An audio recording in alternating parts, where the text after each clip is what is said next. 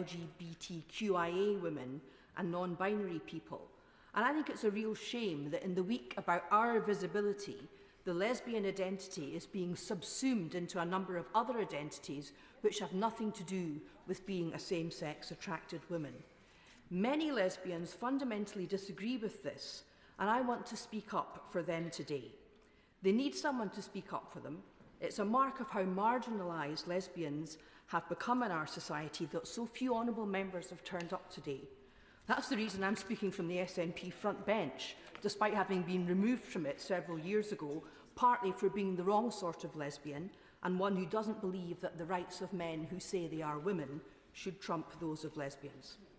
Before I go any further, I want to declare an interest as a supporter of LGB Alliance and a member of the advisory boards of both the Lesbian Project and Sex Matters.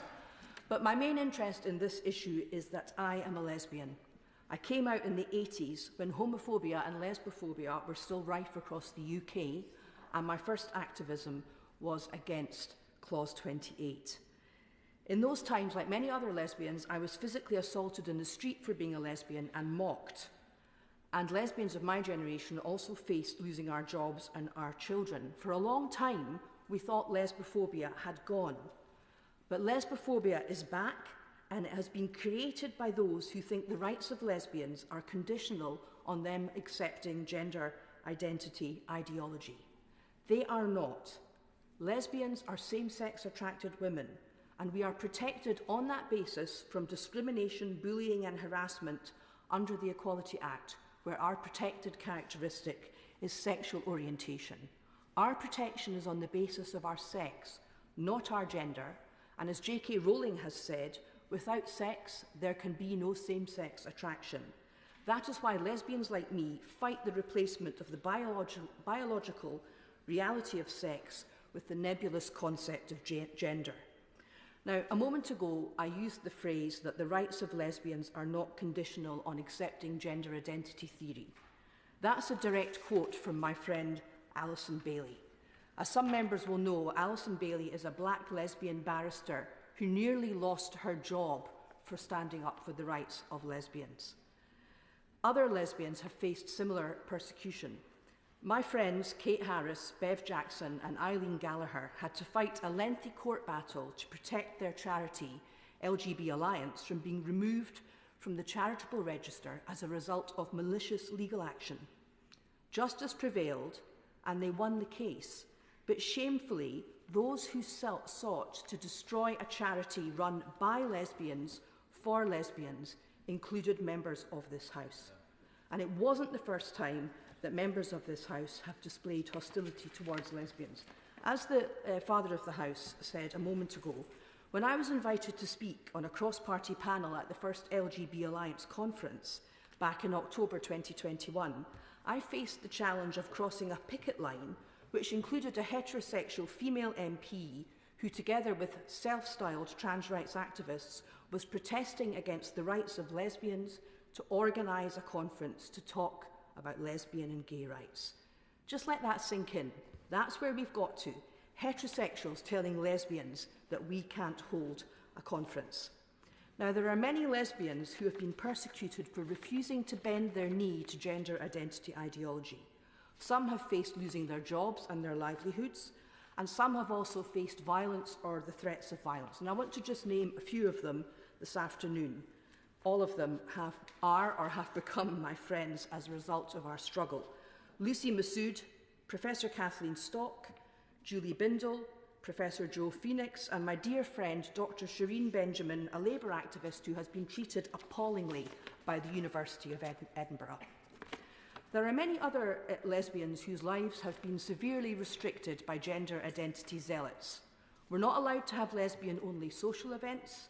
The only venues left for lesbians say they are inclusive, and that means men are included. Women's sports are also now inclusive, which means that they include men while excluding lesbians who want to play on women-only teams. Recently, a lesbian coming to view democracy in action at the Scottish Parliament was told by security that she could not enter the building wearing a small pin badge reading Scottish lesbians. I'm wearing that same badge today in solidarity with Scottish lesbians who are an excellent grassroots lesbian collective. Across the United Kingdom, lesbians have been intimidated at pride marches, spat on and assaulted for simply asserting their rights to say that lesbians are same-sex attracted. And at a recent event for women in Edinburgh, men, counter-protesters, held up vile, abusive, lesbophobic signs. The police did nothing because for all the furore in Scotland about hate crime, it seems that hate directed at lesbians doesn't count.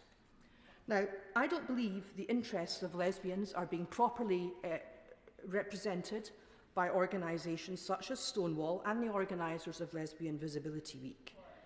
Because in their determination to promote gender identity ideology and to keep themselves in a job by doing that, not only do they fail to represent lesbians, but they actually promote lesbian invisibility and lesbian erasure.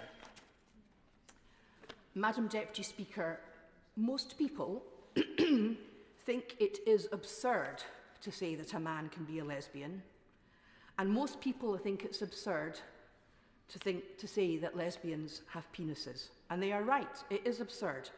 And I'm proud to be able to stand up in Lesbian Visibility Week in the House of Commons and say so. And I'm proud that I can stand up and speak for the lesbians who reject the forced teaming of lesbian with other groups that have completely different issues from us. Stop lumping us together with those other groups. It has the effect that our interests are obscured or overlooked altogether, and it renders us invisible. It's interesting to reflect on the fact that back in 2021, the Inclusive Britain report found that aggregate terms like BAME were no longer helpful and took no account of the differing needs and outcomes of those included under that umbrella, and that they should be dropped. And the findings of that report were adopted by the government, and the acronym BAME is no longer used in government. I and many other lesbians think the same principles should be applied to acronyms like LGBTQIA+, so that lesbians are not force-teamed with other identities. Now, yes, of course. Very grateful to the Honourable Lady. And actually reflecting on the speech we heard earlier from my friend, Honourable Member for Brent Central, what we could all benefit from in this debate is a little bit more love and compassion, and anybody that is setting out to do anything other than demonstrate love to people that do or think differently, then perhaps they need to think again. Well, yes. But there also has to be room for difference, and there has to be room for someone such as me to speak up on behalf of some lesbians who feel the way that I do. And we're quite large in number. I don't pretend to speak for all lesbians, but none of the other lesbians in this house speak for all lesbians. Either. I am putting forward what I consider to be a valid viewpoint. Most importantly, it is a viewpoint that is backed by the law of this land. Now, I'm constrained by not having as much time as I would have liked. I would have liked to have talked about the Cass report.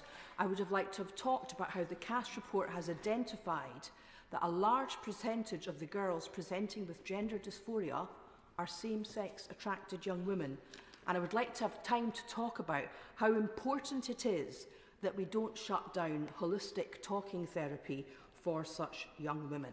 But I'm going to bring my comments to a close now by saying this. In my belief, in the view of many lesbians and in the eyes of the law, a lesbian is a woman whose sexual orientation is towards other women. Those who think lesbians include men are deluded. You cannot be a responsible lawmaker if you believe that any man can be a woman just by saying so. That's an old joke, worthy of the worst nights in student union bars back in my youth, with drunk testosterone-fueled men telling me and other lesbians that all we needed was the right man. In future, let's try and retain our grasp on what a lesbian is. Many lesbians are sick of being bossed about by all of those who promote their cult beliefs that gender trumps sex. It doesn't, it never has, and it never will.